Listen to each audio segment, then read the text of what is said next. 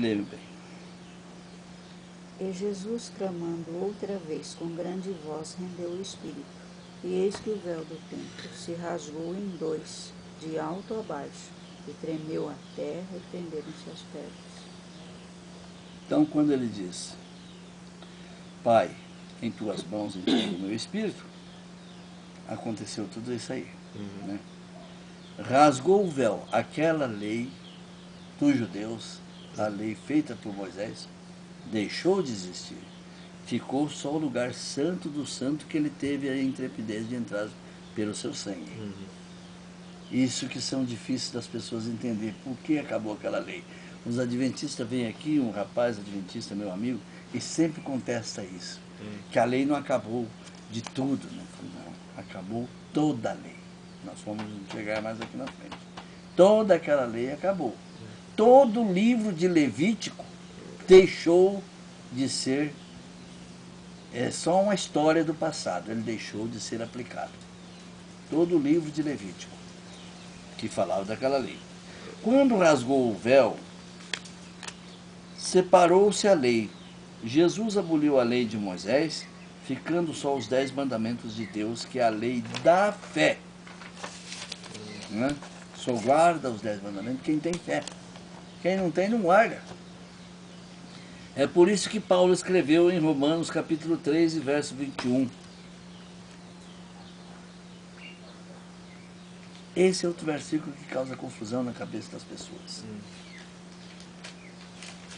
Capítulo 3, 21.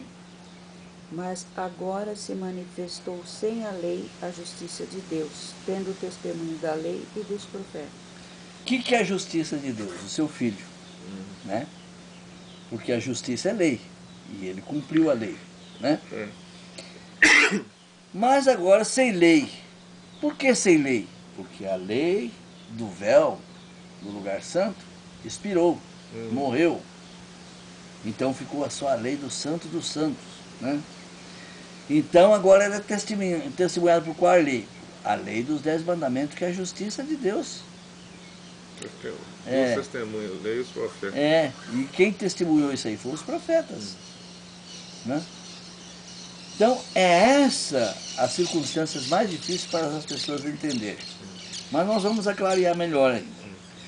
Agora sem lei, que lei é esta sem lei? A lei de Moisés, lei judaica, testemunhado pela lei, a lei dos 10 mandamentos de Deus e pelos profetas. Em Romanos capítulo 10, verso 4, ele já vai aperfeiçoando mais esse entendimento.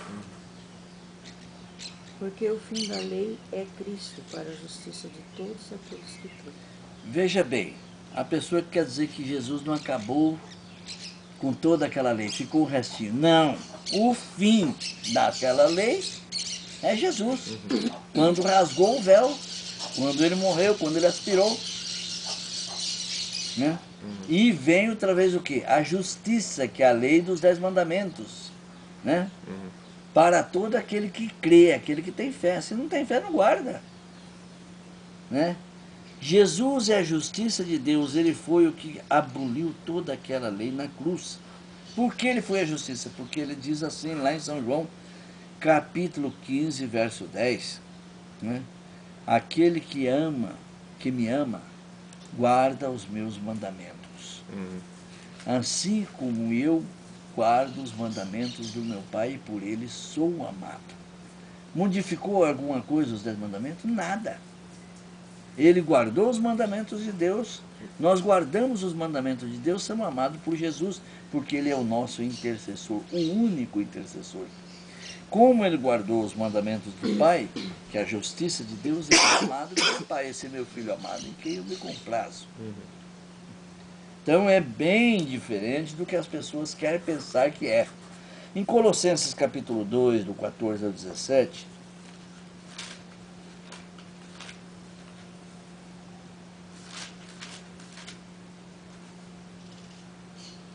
havendo riscado a cédula que era contra nós nas suas ordenanças, a qual de alguma maneira nos era contrária, e a tirou do meio de nós, cravando-a na cruz.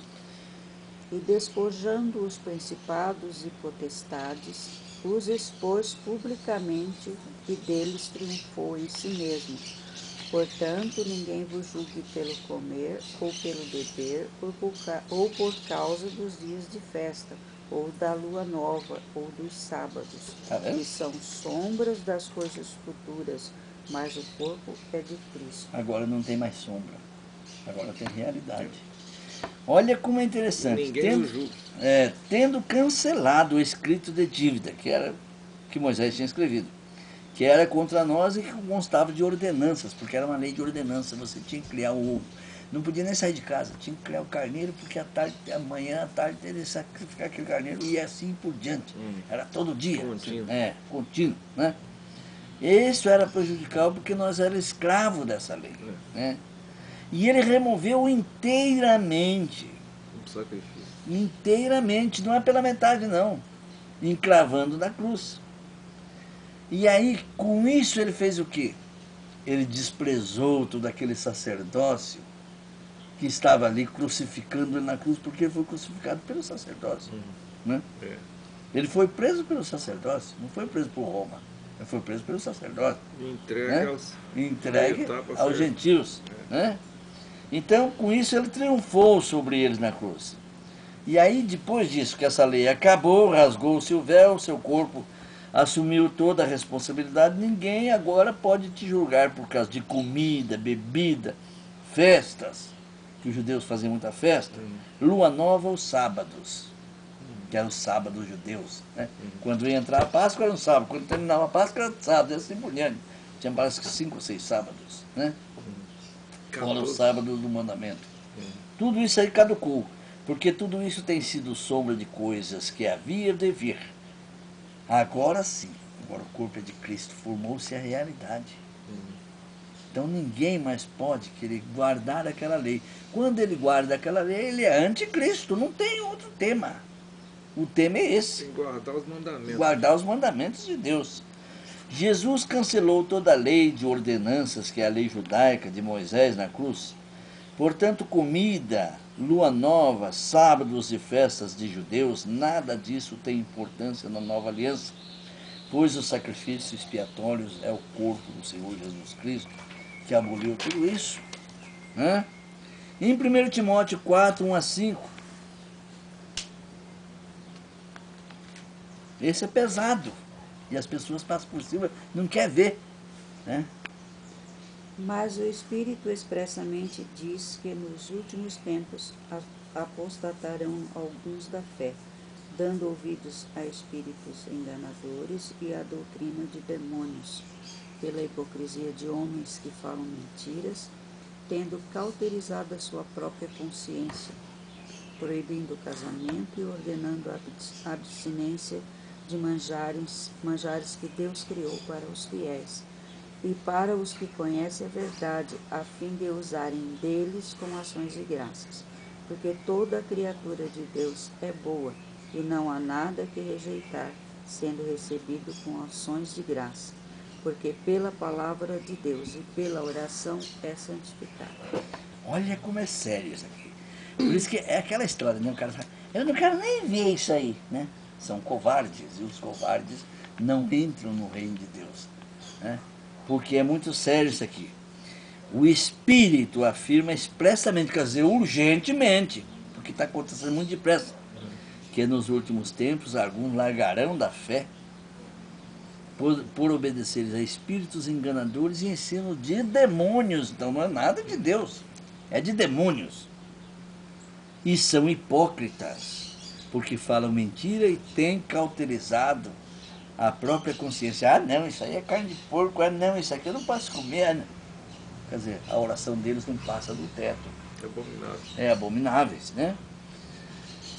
Que proíbe o casamento, essa é a igreja romana, e exige abstinências de alimento que Deus criou para serem recebidos com ações de graça pelos fiéis. Está vendo? Por quantos conhece plenamente a verdade e sabe que tudo isso aí agora é mentira, é sombra que passou, morreu. Pois tudo isso que Deus criou é bom, recebido com ações de graça, nada é recusável, Nada generaliza tudo. Igual uma pessoa falou assim para mim, ah, então aquele cachorro lá é bom para comer, né? Eu falei, olha, meu amigo, Paulo disse lá no capítulo 10 de Coríntios, todas as coisas me são lícitas, mas nem tudo me convém. Por quê? Porque eu vou ali no açougue, tem carne especificada pela saúde para mim comprar e comer. Agora, se não tiver nada de alimento, eu vou pegar aquele cachorro, vou matar, vou pedir a Deus e Deus vai abençoar aquele pão. Essa é a diferença. Por isso que eles não têm fé. Ah, Deus me livre. Ah, Deus te livre. Deus não te livra de nada. É você que está sendo livrado pela mão de Satanás, né? Está pegando as coisas por outro modo. É sério. É muito sério. Aqui deixa bem claro que o alimento, quando oramos para comer, qualquer alimento é santificado e bom. E vamos mais à frente. Tito capítulo 1, verso 14 a 16.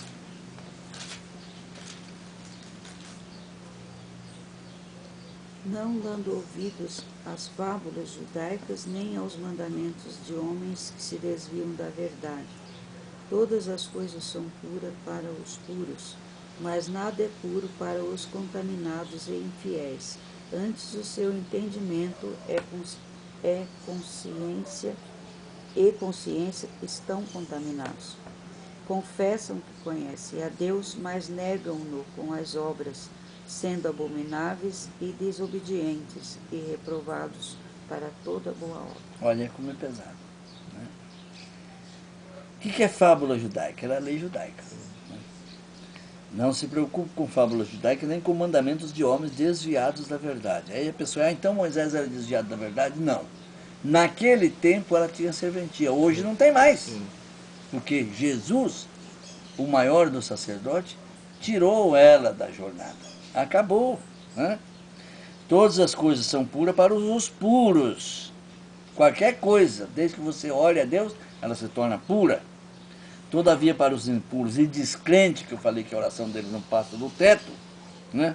Nada é puro, porque tanto a mente como a consciência deles estão corrompidas. Ah, não toco nisso, cheio de coisas que nem sabem o que estão falando. São desviados da verdade. E, se é desviado da verdade, é mentiroso. E quem que é o pai da mentira? O diabo. Hã? No tocante a Deus, professam conhecê-lo, entretanto o negam por suas obras, por isso que são abomináveis, desobedientes e reprovados para toda boa obra. É séria a situação deles. E aí ele está dizendo, muitos lá, estou salvo, né? Veja como falta o entendimento. Hebreus capítulo 13, verso 9.